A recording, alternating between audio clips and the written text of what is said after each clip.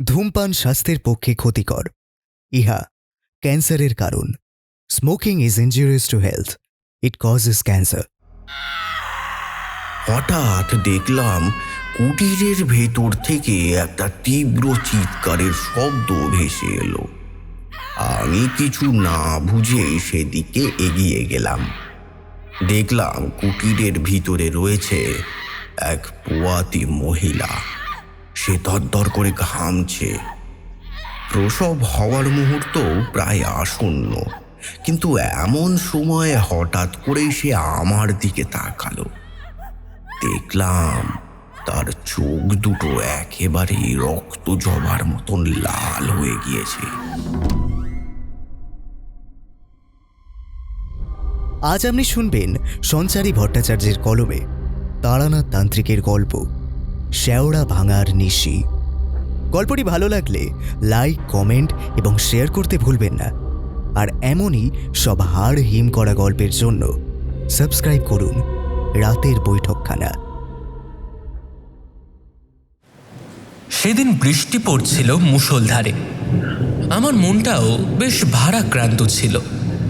একখানা বই হাতে আমি আকাশের দিকে তাকিয়েছিলাম।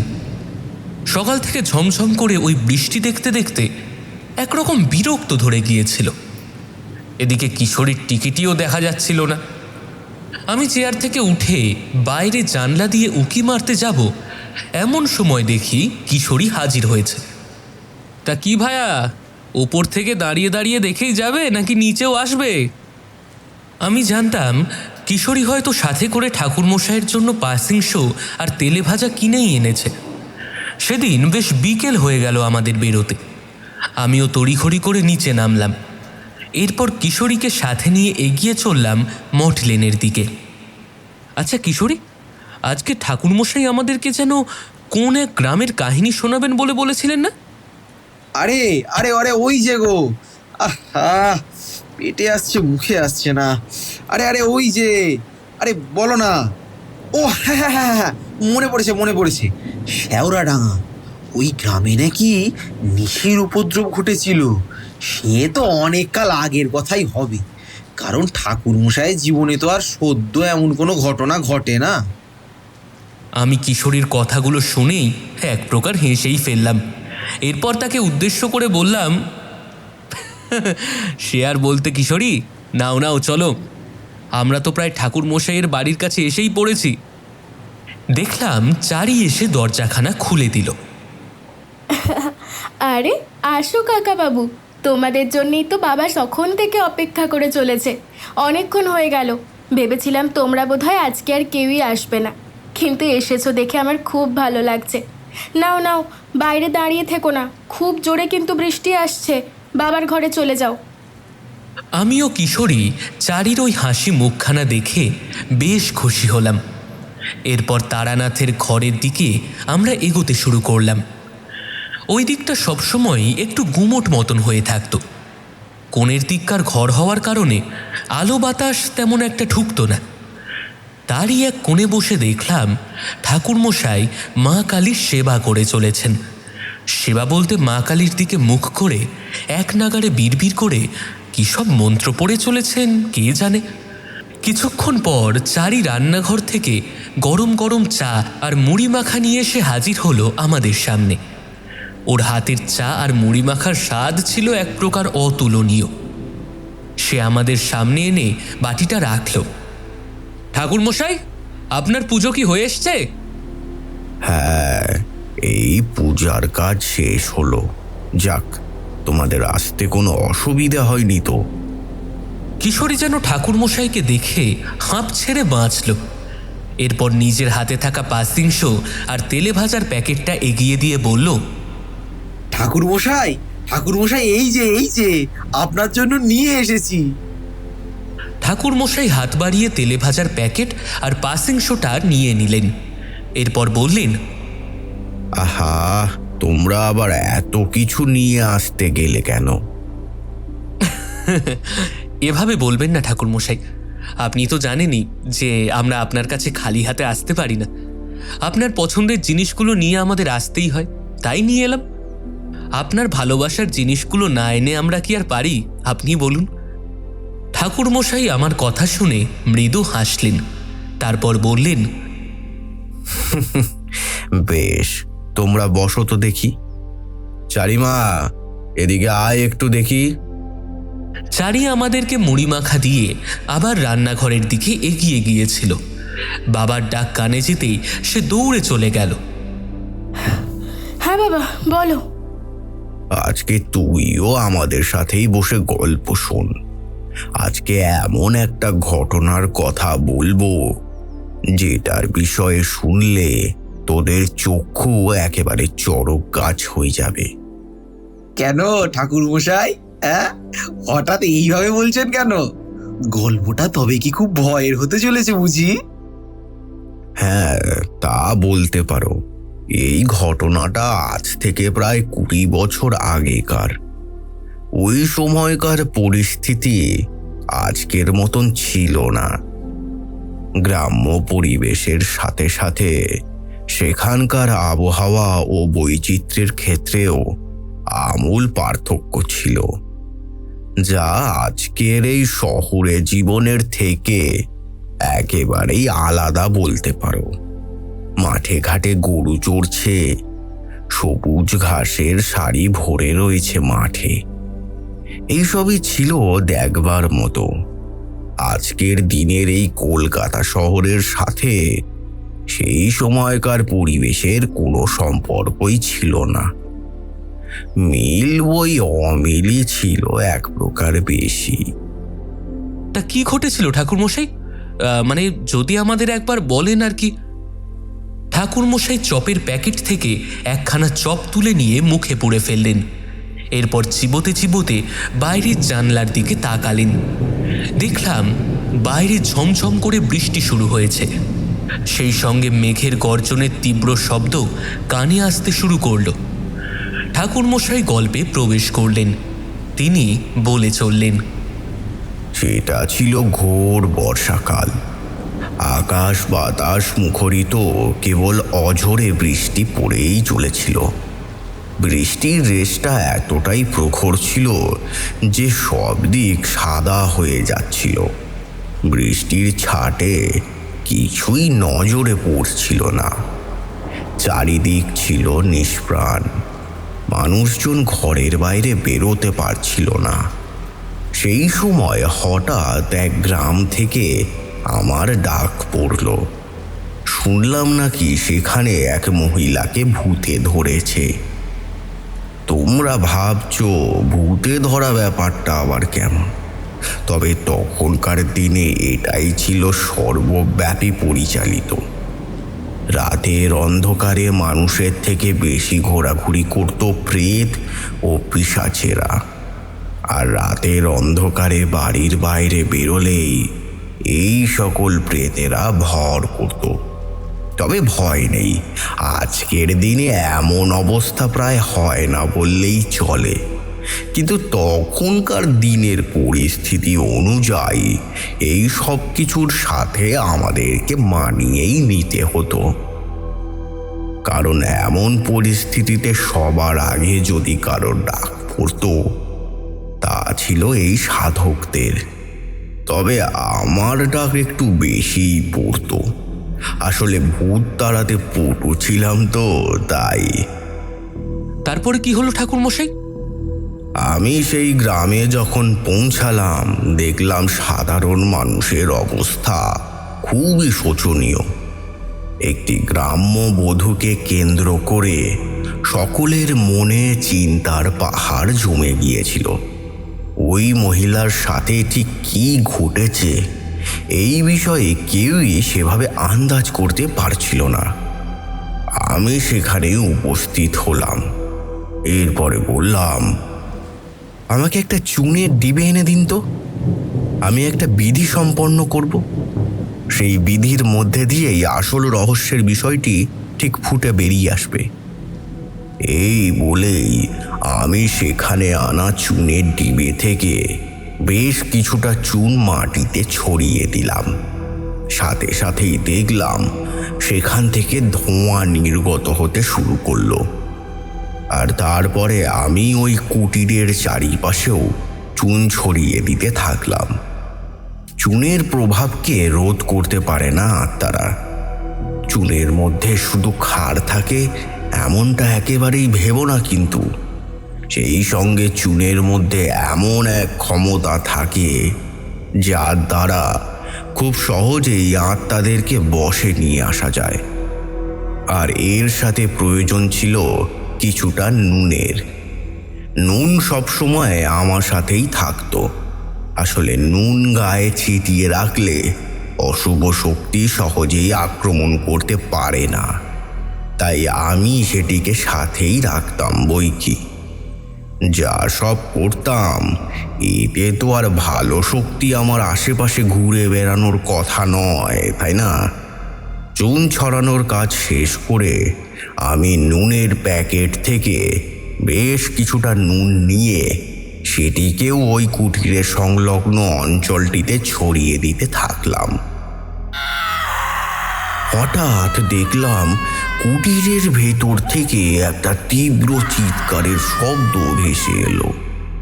আমি কিছু না বুঝেই সেদিকে এগিয়ে গেলাম। দেখলাম কুটিরের ভিতরে রয়েছে এক পোয়াতি মহিলা। সে দরদর করে ঘামছে। প্রসব হওয়ার মুহূর্ত প্রায় আসন্ন, কিন্তু এমন সময় হঠাৎ করেই সে আমার দিকে তাকালো। দেখলাম তার চোখ দুটো একেবারেই রক্ত জবার মতন লাল হয়ে গিয়েছে। সেই লাল দুটো চোখ দিয়ে সে যেন আমাকে গ্রাস করতে এগিয়ে আসছিল। আমার হাত একেবারে ঠান্ডা হয়ে গেল। আমি কিছু বলার পূর্বেই যা ঘটল তার কহতব্য নয়। সেই মহিলা অঙ্গের থেকে কাপড় সরিয়ে আমার দিকে ধেয়ে এলো।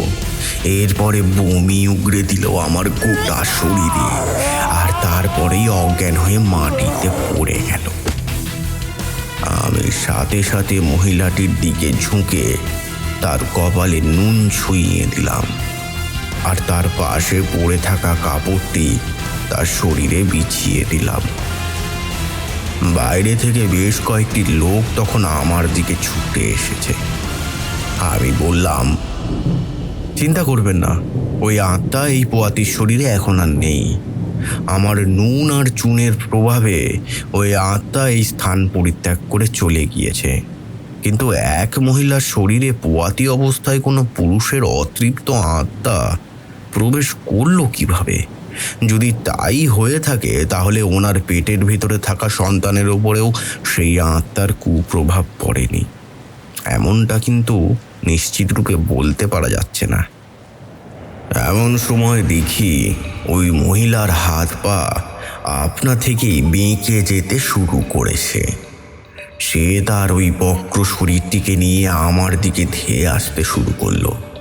আর তারপরে যা দেখলাম তার নিজের চোখে দেখলেও কিছুতেই বিশ্বাস করতে পারছিলাম না। দেখলাম সে নিজের নকল হাতগুলো দিয়ে নিজের পেটটা চিরে ফেললো। এরপর সেখান থেকে বেরিয়ে আসতে লাগলো একটা বিকট শিশু, যার অর্ধেক শরীরটা ছিল মানুষের আর অর্ধেক শরীরটা ছিল পিশাচের। সেটিও পেটের ভেতর থেকে কিলবিলিয়ে আমার দিকে এগিয়ে আসতে শুরু করলো। সাথে সাথে কুঁড়ে ঘরের দেওয়ালের সাথে পিঠটা সেঁধিয়ে দিলাম আমি। অমন দৃশ্য এর পূর্বে কোনোদিনও আমার নজরে পড়েনি। মহিলাটি ওই পেট কাটা অবস্থাতেই জোরে জোরে চিৎকার করতে লাগলো, আর ওই সদ্যজাত বাচ্চা কিভাবে আমার দিকে হামাগুড়ি দিয়ে এগিয়ে আসছিল আমি নিজেই আন্দাজ করে উঠতে পারছিলাম না। আমার কাছে তখন সামান্য গঙ্গা জল অবশিষ্ট ছিল। আমি সেটিকেই ওই বাচ্চার শরীরে ছুঁড়ে মারলাম। গঙ্গার জলের স্পর্শ পাওয়ার সাথে সাথেই ওই বাচ্চার শরীরটা হঠাৎ করেই ছটফট করতে করতে মাটিতে নেতিয়ে পড়ল। আর তারপরেই দেখলাম তার শরীর থেকে ধোঁয়া বেরোতে শুরু করেছে। কিছুক্ষণ পরেই দেখলাম সেটি চোখের সামনে থেকে উধাও হয়ে গেল। মহিলাটির দিকে তারপরেই আমি ছুটে গেলাম, কিন্তু গিয়ে দেখলাম সব কিছু শেষ। আমি সেদিন ওই মহিলাকে রক্ষা করতে পারিনি। পরে জানতে পারলাম সন্তান লাভের আশায় ওই মহিলা নাকি কুসংস্কারের বশবর্তী হয়ে পড়েছিলেন। এরপরে তিনি এমন কোনো কালো শক্তিকে জাগরিত করতে চেয়েছিলেন যার মাধ্যমে গর্ভধারণ সম্ভব। এই ছিল তারই করুণ পরিণতি। বুঝলাম ওই কালো শক্তির প্রভাববশতই সে মা হতে পেরেছিল, আর এই সন্তান স্বয়ং শয়তানেরই।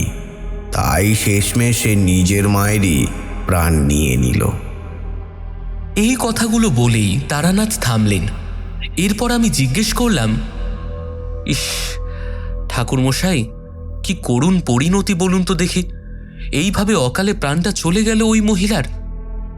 ঠাকুরমশাই সিগারেটে আরও একবার টান দিয়ে বলতে শুরু করলেন, কি আর করা যাবে বিভূতি, সহজে কোনো কিছু লাভ করতে যায় যারা, তাদের তো এমনই পরিণতি হয়।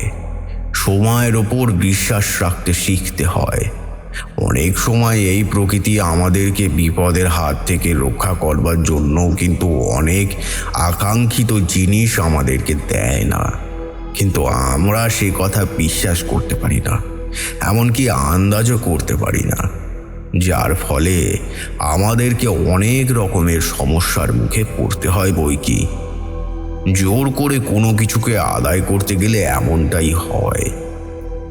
কালো শক্তি কোনোদিনও এমন কিছু এমনি এমনি আমাদেরকে দিয়ে যায় না বিভূতি।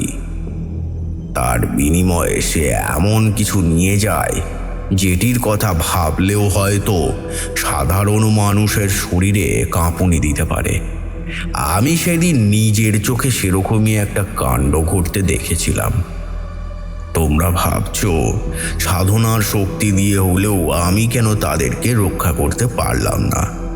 আসলে আমি যখন গিয়েছিলাম ততক্ষণে অনেকটা দেরি হয়ে গিয়েছিল, ফলে ওই পরিস্থিতির সাথে মোকাবিলা করবার মতন ক্ষমতা আমার সাধন শক্তিতে ছিল না। ওই কারণেই আমি পারিনি ওই মহিলাকে রক্ষা করতে, না হলে নিশ্চিত আমি তাকে রক্ষা করতে পারতাম। সব কিছু আমাদের হাতের মুঠোয় থাকে কই বিভূতি। তবে কাহিনী এখানেই শেষ ছিল না, এরপরেই ঘটেছিল আসল ঘটনা। ভেবেছিলাম আমি কাজ সেরে ওই গ্রাম থেকে নিজের গায়ে ফিরে যাব। বৃষ্টির রেশটা বড্ড বেশি থাকায় সমস্যা বেড়েই চলছিল, তবে আমি সমস্যাকে সর্বদা রুখে দাঁড়িয়েছি। সেদিনও মনে হচ্ছিল যেন আমি এখান থেকে ফিরে যেতে পারবো না। কোনো এক অন্য উদ্দেশ্য যেন তখন আমাকে নিজের দিকে আকর্ষণ করেই চলেছিল। সেটি ছিল এমন একটি উদ্দেশ্য যেটির কথা ভাবলে আজও আমার নিজের গায়ে কাঁটা দিয়ে ওঠে। আমি কাউকে ঠাওর করতে না পেরে নিজের গ্রামের দিকে ফিরতে যাব, এমন সময় দুটো লোক এসে আমার পথ অবরোধ করে দাঁড়ালেন। আমি তাদেরকে দেখেই থমকে গেলাম। ঠাকুরমশাই হঠাৎ থেমে গেলেন। এরপর আমাকে উদ্দেশ্য করে বললেন, কি বিভূতি, কি বুঝলে? বলতে পারবে কে ছিল তেনারা? আমি আর কিশোরী একে অপরের মুখ চাওয়াচাওয়ি করলাম। এরপর তাকে উদ্দেশ্য করে বললাম, না ঠাকুরমশাই, এ কথা কিভাবে বলতে পারবো বলুন। এত কিছু তো আর আমরা জানি না। আপনি ওই ঘটনার সাথে জড়িয়েছিলেন, ফলে আপনি হয়তো বাদবাকিটা জানবেন। তবে হ্যাঁ, এটুকু আন্দাজ করতে পারছি যে এরপরের ঘটনাটির সাথেই ওই লোক দুটোর কোনো না কোনো যোগসূত্র ছিল। ওই কারণেই তারা ওখানে এসে আপনার সাথে সাক্ষাৎ করেছিলেন। একেবারেই সত্যি কথা বলেছ দেখছি। ওনারা আমার সাথে সাক্ষাৎ করতে এসেছিলেন এক বিশেষ কারণে। ওই কারণটি ছিল সাংঘাতিক প্রকৃতির ভয়ের। শুনলাম ওনারা নাকি শেওড়াডাঙ্গা গ্রামের থেকে আসছেন। আমি ওনাদেরকে সাথে নিয়ে একটা নিরাপদ জায়গার দিকে এগিয়ে গেলাম। গ্রামবাসীরা আমাদেরকে বসে কথা বলবার ব্যবস্থা করে দিলেন। আমি একটি কুটিরে নিয়ে গেলাম তাদের দুজনকে।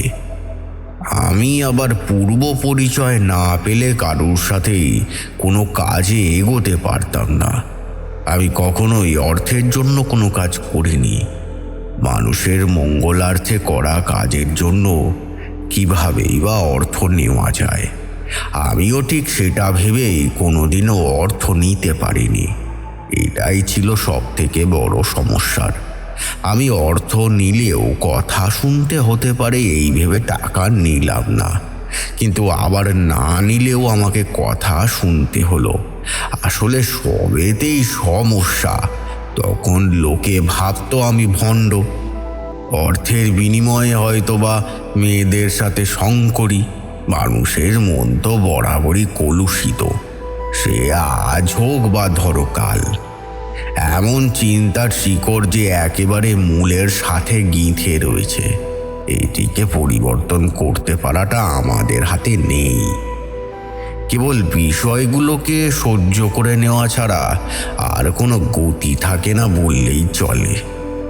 যাক, এসব কথা ছাড়ো, তাহলে বলি শোনো, ওনারা কে ছিলেন?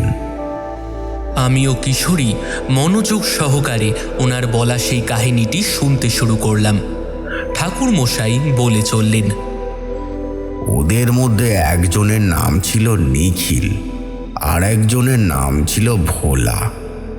দূর গাঁয়ের মানুষ বলে কথা, তাই তাদেরকে ফিরিয়ে দেওয়ার সামর্থ্য আমার ছিল না। তারা দুজনেই ছিলেন ওই গ্রামের সাধারণ গ্রামবাসী। তবে নিখিলের জীবনে এক ঘোর সংকট নেমে এসেছিল। হঠাৎ করেই নাকি তার ব্যবসাপাতি সব ডুবে যেতে বসেছিল। কিন্তু কোন কারণের জন্য এমনটা ঘটছিল এ বিষয়ে সে কিছুই আন্দাজ করে উঠতে পারছিল না। সে আমাকে বলল, ঠাকুরমশাই, আপনার কথা এর পূর্বে অনেকের মুখেই শুনেছি। আপনি সাক্ষাৎ ভগবান। আপনার কাছে সেই বিপুল শক্তি রয়েছে যার দ্বারা আপনি আমাদেরকে রক্ষা করতে পারবেন, আর কারোর পক্ষেই হয়তো আমাদেরকে রক্ষা করতে পারা সম্ভব হবে না। আমি ভাবলাম নিখিল হয়তো আমার ব্যাপারে একটু বেশি শুনে এসেছে। আমি তাকে উদ্দেশ্য করে বললাম, তুমি বোধহয় একটু বেশিই শুনেছ নিখিল। আমি তেমন কেউ নই, ঈশ্বরের আশীর্বাদ প্রাপ্ত একটা মানুষ মাত্র। বলতে পারো সাধনার ক্ষমতার মধ্যে ঈশ্বরকে খুঁজে পেয়েছি, ব্যাস এইটুকুই। আমার আলাদা করে কোনো ক্ষমতা নেই বললেই চলে। আমি খুব সাধারণ কেউ, ধরে নাও তোমাদের মতনই সাধারণ কেউ। না ঠাকুর মশাই, আমরা যদি এত সহজে আপনার মতন করে কালো শক্তির সাথে লড়াই করতে পারতাম, তাহলে কবেই নিখিলকে এই সমস্যার থেকে উদ্ধার করতে পারতাম। আহা, ভনিতা না করে এখন বলো তো দেখি, ঠিক কি কি ঘটেছে তোমাদের সাথে? আমি কয়েকদিন ধরেই গ্রামের চাষের জমিতে গিয়ে দেখি সেখানে রক্তের ফোঁটা পড়ে রয়েছে। প্রথমে কিছুই অনুমান করতে পারিনি, কিন্তু কোথা থেকে এলো ওই রক্ত সেটি লক্ষ্য করে এগিয়ে যেতে গিয়েই দেখলাম আমার জমির কিছুটা ভিতরের দিকে মৃত গরু, কখনো গাধা পড়ে রয়েছে। কিন্তু গত পরশু যা দেখেছি তা কিছুতেই নিজের চোখে বিশ্বাস করতে পারছিলাম না ঠাকুরমশাই। সেখানে পড়ে রয়েছে একটি মৃত ক্ষত বিক্ষত মহিলার দেহ, যার ধড় থেকে মাথাটি আলাদা করে দেওয়া হয়েছে। এ কথা শোনা মাত্রই আমি চমকে উঠে নিখিলের দিকে তাকালাম। আমি জানতাম এ কোনো সাধারণ মানুষের কাজ হতে পারে না। এর সাথে অতি অবশ্যই কোনো কালো শক্তি জড়িয়ে রয়েছে। আমি তবুও ওই মুহূর্তে নিখিলকে কিছু বললাম না। নিখিল বলে চলল, সেদিনের পর থেকে আমি আর আমার খেতে গিয়ে কাজ করতে পারিনি। ভয়তে সেদিকে পা বাড়াতেও পারছিলাম না। কিন্তু বাড়িতে বউ বাচ্চা রেখে কিভাবে কাজ বন্ধ করে বসে থাকতাম আমি। গ্রামের মোড়লের সাথে এই বিষয়ে কথা বললাম, কিন্তু কোনো লাভ হলো না। তারা ওই গ্রামের প্রাক অতীতের বিষয়ে আমাকে সেভাবে কিছুই বলতে পারলেন না। ফলে আমিও আর সেইভাবে কোনো কিছুই অনুমান করতে পারলাম না। ভেবেছিলাম এগুলো হয়তো গ্রামেরই কারোর কাজ। অনেকেই তো রাতের অন্ধকারে মেয়েদেরকে অন্যায়ভাবে ভোগ করে মাঠে ঘাটে ফেলে দিয়ে চলে যেত। এ হয়তো তেমনই কারোর কাজ হবে। কিন্তু এরপর থেকেই সমস্যার মেঘটা আরো বেশি করে জোরালো হতে শুরু করলো। দেখলাম সে ঢোক গিলছে। পাশের কলসি থেকে বেশ কিছুটা জল গ্লাসে নিয়ে ঢক ঢক করে গলায় ঢেলে ফেলে সে বলল, আমি একদিন রাতের বেলা ক্ষেতের কাজ সেরে বাড়ি ফিরছি। এমন সময় পিছনের দিক থেকে কে যেন আমার নাম ধরে ডেকে উঠল। আমি থমকে দাঁড়িয়ে পড়লাম। সেদিন ঝিরিঝিরি বৃষ্টি পড়ছিল। সেই সঙ্গে দেখলাম আকাশে কালো কালো মেঘের আনাগোনা দেখা দিচ্ছে। আমি বিষয়টা আন্দাজ করতে পারলাম না। আবারও পা চালাতে শুরু করলাম, কিন্তু আবার থমকে গেলাম। এবারে ডাকটা যেন আরো কাছের থেকে অনুভূত হলো। মনে হলো যেন আমার কানের একেবারে কাছে এসে দাঁড়িয়েছে। বাতাসের সাথে সাথে ওই ডাকের শব্দটাও বিকটভাবে আমার দিকে এগিয়ে আসছিল। বাতাসের শনশন শব্দের মধ্যেও আমি শুনতে পেলাম কেউ যেন আমার নাম ধরেই ডেকে চলেছে। ডাকটা যখন একটু স্পষ্ট হলো তখন বুঝতে পারলাম এটা একটা মহিলার কণ্ঠস্বর। পিছন দিকে ঘুরতেই শরীরের সব রক্ত প্রায় হিম হয়ে গেল। দেখলাম ওই মহিলার এক হাতে নিজের কাটা মুন্ডুটা রয়েছে, আরেক হাতে রয়েছে একটা ডাব। ডাবের খোলাটাকে নিজের কাটা মুন্ডুর মুখে আটকে রেখেছে সে। মুখটা ক্ষণে ক্ষণে নড়ছে, কিন্তু ওই ডাবের খোলাটা তবুও পড়ে যাচ্ছে না। আর তার কাটা মাথার ওই অংশটা দিয়ে ফিনকি দিয়ে রক্ত বেরিয়ে আসছে। রক্তের ফোঁটাগুলো যেন আমার জামা কাপড় ভিজিয়ে দিতে শুরু করলো। আমি চিৎকার করবার মতন অবস্থাতেও ছিলাম না। গলা দিয়ে কোনো আওয়াজই বের হচ্ছিল না আমার। দেখলাম ওই মহিলা এক পা করে আমার দিকে এগিয়ে আসছে। তার ওই গতির মধ্যে ছিল মৃত্যুর স্থবিরতা। সে যে ঠিক কে সেটাই ঠিক মতো আন্দাজ করতে পারছিলাম না।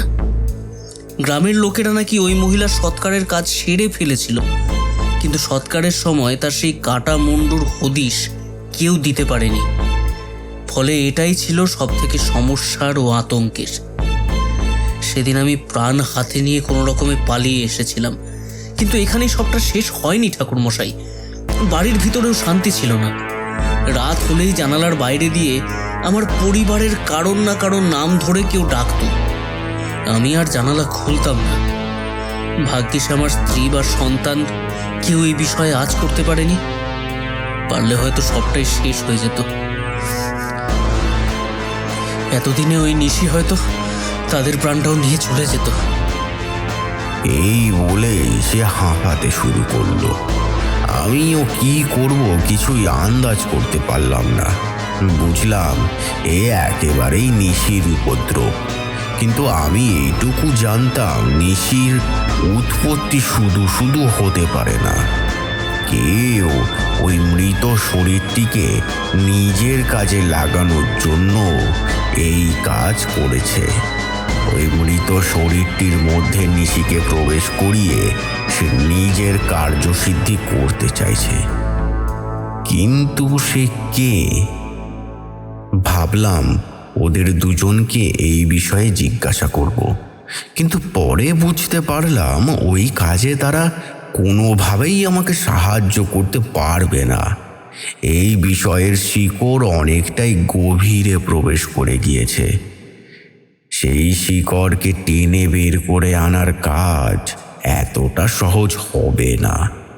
এর জন্য আমাকে ওই গ্রামে যেতে হবে। সেখানে উপস্থিত থেকে ওই ঘটনাটির সাথে মোকাবিলা করতে হবে। আমি জানতে চাইলাম, এখনো কি সেই মহিলাকে দেখতে পাচ্ছ নিখিল? না ঠাকুরমশাই, এই ঘটনার কয়েকদিন পরে আর তাকে দেখতে পাইনি। তবে আমি আমার বাড়ির আশেপাশের লোকেদের থেকে জানতে পেরেছি বেশ কয়েকটি বাচ্চা নাকি উধাও হয়ে গিয়েছে। তারা কিভাবে উধাও হয়ে গেল সেটা তো আন্দাজ করতে পারছি না ঠাকুরমশাই।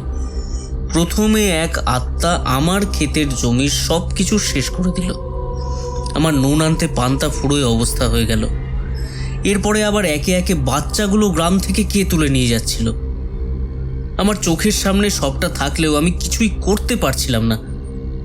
এখনো আমি সেই অন্ধকারেই রয়েছি। দয়া করে আমাকে দিশা দেখান ঠাকুরমশাই, না হলে আমরা যে চরম বিপদে পড়ে যাব। গ্রামের কোনো মানুষই যে আর শান্তিতে বাঁচতে পারবে না, কেউই যে আর রক্ষা পাবে না। কি করা যায় বলুন দেখি? আমি সবটা বেশ মনোযোগ সহকারেই শুনলাম। এরপরে তাদের উদ্দেশ্য করে বললাম, এখন বাইরে সাংঘাতিক ঝড় বৃষ্টি শুরু হয়েছে। এই অবস্থায় বাড়ির বাইরে বেরোনোটা একেবারেই সমীচীন হবে না। আর তাছাড়া রাতের বেলাতে কালো শক্তিরা অনেক বেশি সক্রিয় হয়ে ওঠে, তাই এই সময় তারা আমাদের উপর হামলা করতেই পারে। আমরা আজকের রাতটা এখানেই কাটিয়ে কালকে ভোরের দিকে না হয় তোমাদের গ্রামের উদ্দেশ্যে যাত্রা করব। চিন্তা করো না, আমি এক বিশেষ মন্ত্র বলে তোমার পরিবারকে সুরক্ষিত করে দিচ্ছি। এই বলে আমি নিখিলের কপালে হাত রাখলাম।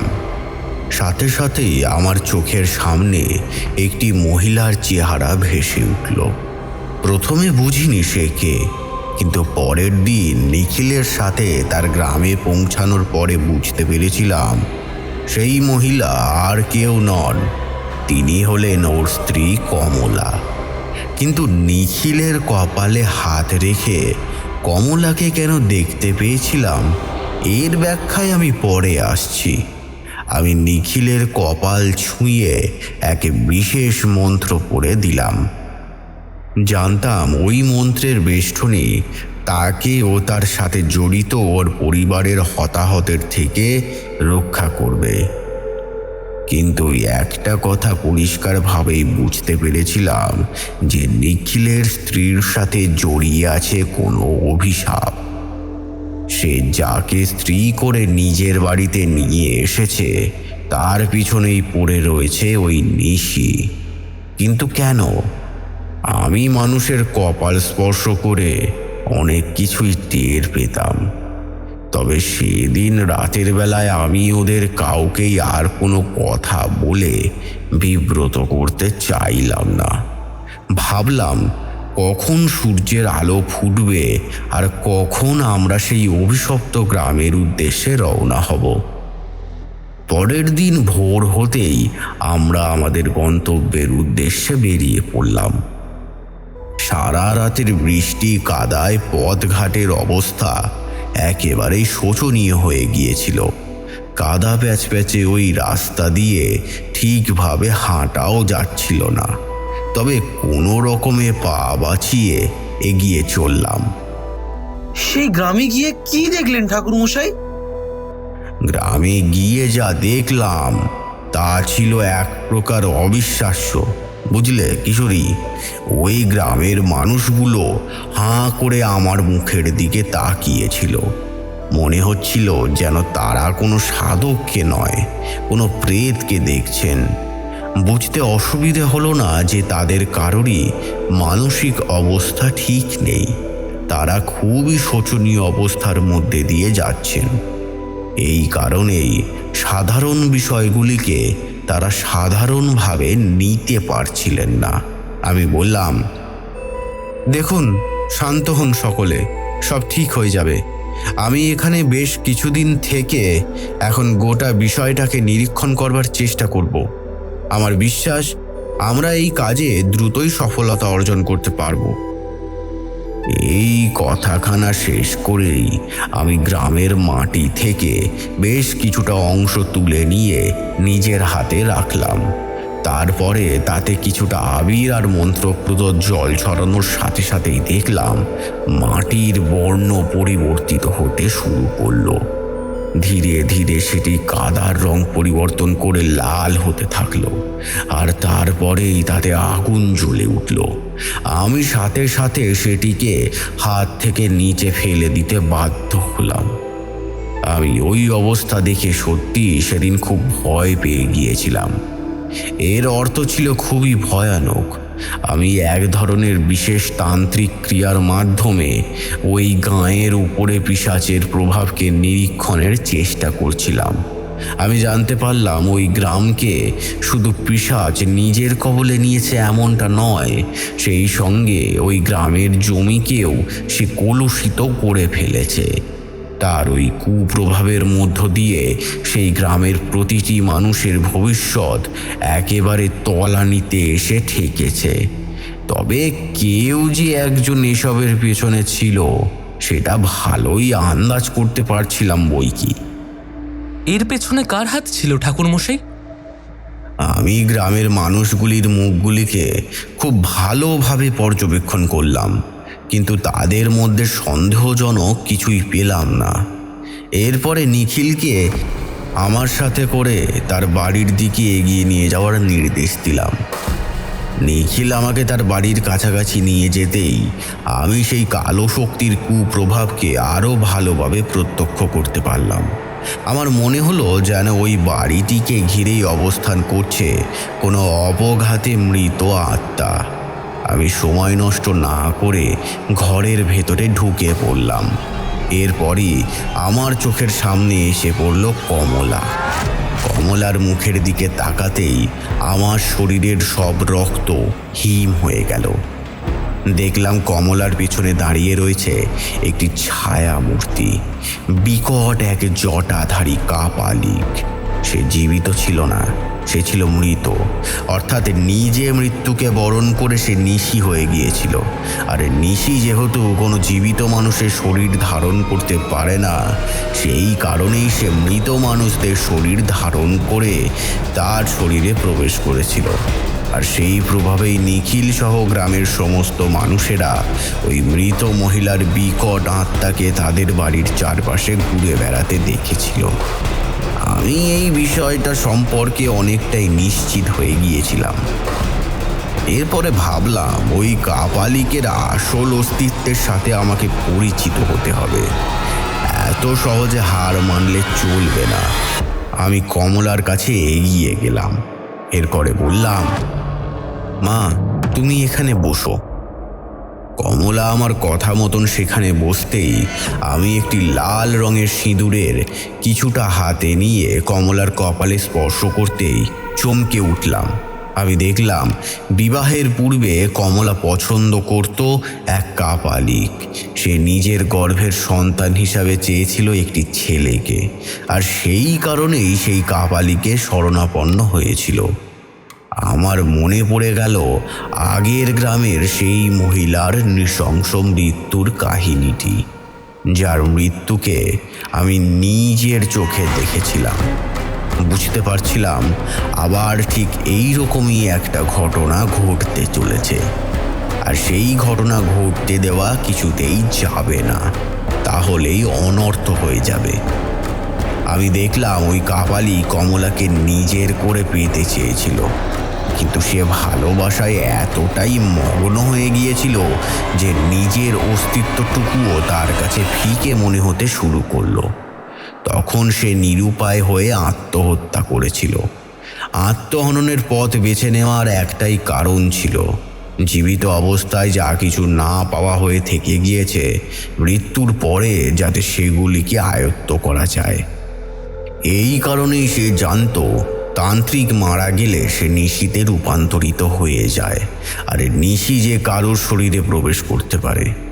এটি এমন এক ধরনের আত্মা যাদের ডাবের খোলা হাতে নিয়ে ঘুরে বেড়ায়। তোমাদের পরিচিত কারোর নাম দিয়ে কিংবা তোমাদেরই নাম নিয়ে রাতের অন্ধকারে ডাকবে। যদি কেউ 3 বারের পূর্বেই ভুল করে কে বলে সাড়া দিয়ে দেয়, তাহলে সাথে সাথে সে ওই ডাবের খোলার মুখটিকে আটকে দেয়, আর ওই উক্ত ব্যক্তির প্রাণ তখন সেই খোলার ভেতর প্রবেশ করে যায়, আর সেই উক্ত ব্যক্তির মৃত্যু ঘটে। আর ওই গ্রামের লোকেদের সাথে এইটাই করে আসছিল সে। তান্ত্রিকের হাতে ছিল অশেষ ক্ষমতা। মৃত্যুর পূর্বে সে আরও ক্ষমতাশালী হয়ে উঠেছিল। এরপরে সে একে একে বহু মানুষের প্রাণ হরণ করতে শুরু করলো।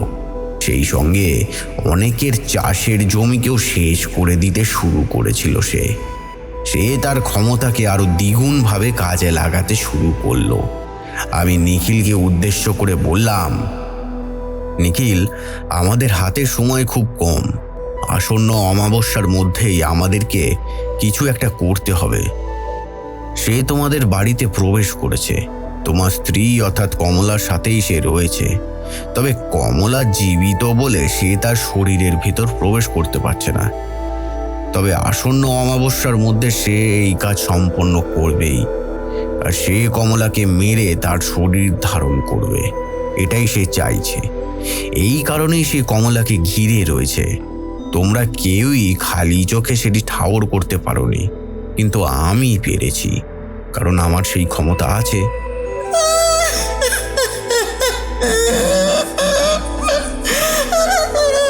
কমলা এই কথাখানা শুনে ডুকরে কেঁদে উঠল। আমরা যে তার অতীতের কথাগুলো তার মুখ থেকে না শুনেও এভাবে জেনে ফেলতে পারবো, সেটা সে কল্পনা করে উঠতে পারেনি। তবে কমলার কোনো দোষ ছিল না। বিবাহের আগে সে জানতে পেরেছিল সে কোনোদিনও সন্তান ধারণ করতে পারবে না। এই ভয়েতেই সে ওই কাপালিকে শরণাপন্ন হয়েছিল। কাপালিকের কাছ থেকে পুত্র সন্তান কামনা করেছিল বলেই কাপালিক তার কালো শক্তিকে কাজে লাগিয়ে কমলার গর্ভের শিশুকে শয়তানের বংশধর হিসাবে নিজের বীজ রোপণের সুযোগ করে দিতে চেয়েছিলেন। কিন্তু ফল হলো সম্পূর্ণ বিপরীত। কমলার শরীরে ছিল এক দৈবিক কবচ, যা কিছুতেই কোনো কালো শক্তিকে তার শরীরে প্রবেশ করতে দিচ্ছিল না। কিন্তু এখন কয়েকদিন হলো কমলা সেটিকে হারিয়ে ফেলেছিল, আর এই কারণেই ওই কাপালিকের আত্মা তার খুব কাছে চলে আসতে পেরেছে। কমলা নিজের অজান্তেই ওই কবচটিকে হারিয়ে ফেলেছিল বলেই এই বিপত্তি ঘটেছিল। আমার কথা মতো নিখিল ওই গ্রামের সকলেই যে যার কাজ করতে শুরু করে দিয়েছিল। অমাবস্যার প্রাকলগ্নে এই যজ্ঞ সম্পন্ন করবার উদ্দেশ্য এক ধরনের বিশেষ ফুলের নির্যাস প্রয়োজন ছিল।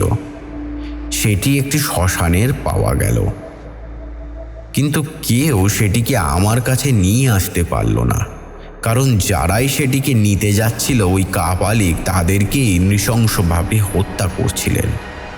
বুঝলাম কাপালিক আমার শরণাপন্ন হতে চাইছে।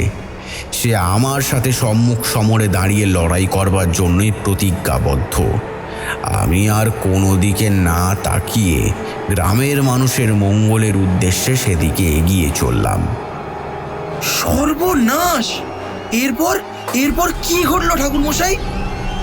ঠাকুরমশাই শেষ চপে একটা কামড় বসিয়ে বললেন, সেদিন ছিল ঘোর অমাবস্যা, আর সেই দিনকে প্রচণ্ড জোরে জোরে মেঘের গর্জন শুনতে পাওয়া যাচ্ছিল। আমি নিজের কাছে বেশ কিছু দৈবিক সামগ্রী পূর্বেই সংগ্রহ করে রেখে দিয়েছিলাম। সেগুলিকে সাথে করেই আমি এগিয়ে চললাম সেই শ্মশানের উদ্দেশ্যে। শ্মশানের মাটি স্পর্শ করবার সাথে সাথেই যেন এক প্রচণ্ড দমকা হাওয়া এসে আমাকে আছাড় মেরে দূরে ফেলে দিল। আমি কষ্ট করে উঠে দাঁড়ালাম। দেখলাম সেই কাপালিক এক বীভৎস মূর্তি ধারণ করে আমার সামনে এসে দাঁড়িয়েছে। ওই কাপালিকের সারা শরীর ছিল রক্ত দ্বারা আবৃত। আমি সেই দৃশ্য দেখে ঠক ঠক করে কাঁপতে শুরু করলাম। সে আমাকে উদ্দেশ্য করে বলল, চলে যা এখান থেকে তারানাথ। আমাকে আমার অপূর্ণ বাসনা পূর্ণ করতে দে। আমি অনেক কষ্টে নিজেকে সামলেছি। মৃত্যুর আগে আমি অনেক দুর্বল ছিলাম, এখন আমি ততটাই বেশি শক্তিশালী হয়ে গিয়েছি। এখন আমাকে আমার লক্ষ্যে পৌঁছাতে আর কেউই বাধা দিতে পারবে না। কিন্তু তুই যদি আমার পথের কাঁটা হয়ে দাঁড়াস, তাহলে আমি গ্রামে কাউকে ছেড়ে কথা বলবো না। এতদিনে আমি আরো মানুষের বলি নিতেই পারতাম, কিন্তু আমার উদ্দেশ্যের কথা কেউই জানতে পারছিল না। কিন্তু তুই এই গ্রামে প্রবেশের পর থেকেই সকলে আমার উদ্দেশ্য সম্পর্কে জেনে ফেলল, আর ঠিক তার প্রভাবেই সব কিছু ওলট পালট হয়ে গেল। আমি কমলাকে চাই, ব্যাস।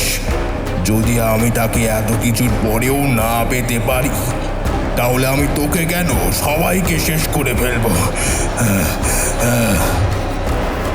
সেই সময় প্রবল বেগে হাওয়া বইতে শুরু করলো। দেখলাম সেই তান্ত্রিক বাতাসের চেয়েও দ্রুত গতিতে আমার দিকে ধেয়ে আসছে। আমি আমার কোনো মন্ত্র শক্তির দ্বারাই তার গতিরোধ করতে পারছিলাম না। আমি কি করব আন্দাজ করতে না পেরে আমার আরাধ্যা মধুসুন্দরী দেবী স্তুতি পাঠ করতে শুরু করলাম। আমি জানতাম ওই মন্ত্রের মধ্যে থাকা শক্তি বড় থেকে বড় অপশক্তিকে বাধাপ্রাপ্ত করতে পারে, আর ঠিক তেমনটাই হলো। ওই শক্তির প্রভাবে সেই কালো শক্তি থেমে যেতে বাধ্য হলো। দেখলাম তান্ত্রিকের চারিপাশে একটা সাদা রঙের আলোর বলয় তৈরি হয়েছে। এমন সময় আমার সামনে রাখা ভস্য নিয়ে আমি সেদিকে ছুঁড়ে মারতে শুরু করলাম। কাপালিক চিৎকার করতে থাকলো। সেই চিৎকারের শব্দ শুনে গ্রামের লোকেরাও সেদিকে ছুটে এলেন। নিখিল চিৎকার করে বলতে থাকলো, ঠাকুরমশাই, এই শয়তানকে কিছুতেই ছাড়বেন না। এই শয়তান আমাদের গ্রামের বহু লোকের প্রাণ হরণ করেছে। এর শাস্তি এবারে একে পেতেই হবে। একে কিছুতেই ছাড়বেন না। আমি কিছুতেই ওই শক্তির সাথে পেরে উঠছিলাম না। এমন সময় দেখলাম ওই কাপালিক আমার তৈরি করা বেড়াজাল ভেদ করে ফেলেছে। সে দ্রুত আমার দিকে ধাবিত হয়ে আসতে শুরু করলো। নিখিল, তোমায় যে পুরনো মায়ের মন্দির থেকে দেবী মায়ের ত্রিশূল নিয়ে আসতে বলেছিলাম, এনেছো? হ্যাঁ ঠাকুরমশাই, এনেছি। আমি নিখিলকে গ্রামের পুরনো মন্দির থেকে দেবী মায়ের ত্রিশূল নিয়ে আসতে বলেছিলাম। সে সাথে সাথে আমার দিকে ছুঁড়ে দিল সেই ত্রিশূলটিকে, আর আমি সেটিকে হাতে তুলে ফেললাম। এরপরে যখন সেই কাপালিকের আত্মা একেবারে আমার কাছে এসে পড়েছে, তখন ওই ত্রিশূলের ফলাটিকে তার বুকের মধ্যে গেঁথে দিলাম। ব্যাস, সাথে সাথেই দেখলাম সেই কাপালিকের শরীরটা ছাইয়ের আকারে গুঁড়ো গুঁড়ো হয়ে মাটিতে মিশে গেল, আর শেষবারের মতন একটা তীব্র আর্তনাদের শব্দ বেরিয়ে এলো তার মুখ থেকে। তারপরেই দেখলাম সব শান্ত হয়ে গিয়েছে, আর কোথাও আগের মতন কোনো আতঙ্কের প্রভাব ছিল না। বুঝতে পারলাম আমি ওই গ্রামকে রক্ষা করতে সক্ষম হয়েছি। ওদেরকে বললাম, হ্যাঁ, যাক, এখন সব শান্ত আছে, নিশ্চিন্তে এবারে তোমরা তোমাদের বাড়িতে ফিরে যাও। আর সেই কাপালিকের আত্মা কিংবা কোনো মৃত ব্যক্তির আত্মা তোমাদেরকে আর বিরক্ত করবে না। চিন্তা নেই, গ্রামে আর কারোর প্রাণ যাবে না। আমিও এরপরের কয়েকটা দিন ওই গ্রামেই ছিলাম, কিন্তু আর কিছু হয়নি। সমস্ত অশনির উপদ্রব সমাপ্ত হয়েছিল। গ্রামের সেই পুরনো মন্দিরে আবার মায়ের পুজো শুরু হলো। এরপরে আমি নিজের গ্রামের উদ্দেশ্যে রওনা হয়ে গিয়েছিলাম। আর কোনোদিনও সেই গ্রামে যাওয়া হয়নি, তবে মনে হয় না সেখানে আর কোনো সমস্যা তৈরি হয়েছিল। ওই এক মধুসুন্দরী দেবীর ক্ষমতায় আমাকে সমস্ত কঠিন বিপদের হাত থেকে রক্ষা করেছিল। ঠাকুর মশাই থামলেন। দেখলাম বাইরে বৃষ্টির রেশটা অনেকটাই কমে এসেছে। তিনি আমাকে বললেন, গল্প তো শেষ বিভূতি, তা কি বুঝলে শুনি? কেমন লাগলো তোমাদের সেই কাহিনী? হতবাক হয়ে শুনছিলাম আমরা ঠাকুর মশাই। মনে হচ্ছিল যেন এ কোনো কাহিনী নয়, এক ভয়াবহ সত্যকে নিজের চোখের সামনে দেখছি আমরা। সত্যি আপনি এক কথায় অসাধারণ ঠাকুর মশাই, অসাধারণ। আপনার সাথে আলাপ না হলে কোনোদিনও এই সকল ভয়ঙ্কর বিষয়ের কথা আমরা জানতেই পারতাম না। কটা মানুষ পারে এইসব বিষয় জানতে, আর কটা মানুষই বা আজকের দিনে এইসব বিশ্বাস করে? তবে হ্যাঁ, এটুকু বুঝতে পারি যে এসব কালো শক্তির প্রভাব ছিল বলেই আপনার মতো একজন মানুষের সান্নিধ্যে আসবার সুযোগও পেয়েছিল কত মানুষে। তারাও আশা করি ধন্যই হয়েছিল। আপনি সাক্ষাৎ ঈশ্বরেরই রূপ ঠাকুর মশাই, না হলে কেউ নিজের জীবনের ঝুঁকি নিয়ে মানুষের প্রাণ রক্ষায় তৎপর হয়ে ওঠে না। ঠাকুর মশাই আমাদের কথা শুনে মৃদু হাসলেন। আমিও কিশোরী তাকে প্রণাম সেরে যে যার বাড়ির উদ্দেশ্যে রওনা দিলাম। সেদিন বাড়ি ফিরতে ফিরতে অনেকটাই রাত হয়ে গিয়েছিল, কিন্তু আবারও একটা সাংঘাতিক গল্প শুনবার ঝোঁক মনের মধ্যে থেকে গিয়েছিল বইকি।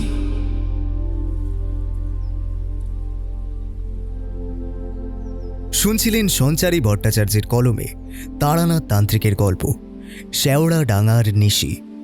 আজকের গল্প পাঠে ও বিভূতির চরিত্রে শুভম, কিশোরী রৌনক, চারি বর্ণালী, মেয়ে প্রত্যুষা, নিখিল রুদ্র, ভোলা তমাল, কমলা দেবযানী, কাপালিক দিগন্ত ও তারানাথ তান্ত্রিকের চরিত্রে শুভঙ্কর গোস্বামী। চিত্রনাট্য তুহিন, ধ্বনি পরিকল্পনা শুভ্রনীল, প্রচার অলঙ্করণ ও আবহ ইঙ্ক প্লেস ক্রিয়েশন, প্রচার অলঙ্করণের animation Rupam, recording studio Radha Gobinda records, সমগ্র পরিকল্পনা ও পরিচালনা নিত্যানন্দ চক্রবর্তী।